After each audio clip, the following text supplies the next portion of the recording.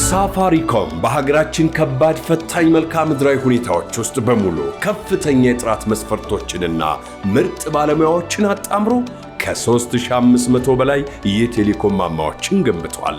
ኢትዮጵያን በምርጥ የዳታ ኔትወርክ በደህንነትና በማያቋርጥ ትጋት ያገናኘ ነው። የማያቋርጥ ጥረት ለማያቋርጥ ግንኙነት፣ በአብሮነት ወደፊት። ሳፋሪኮም ኢትዮጵያ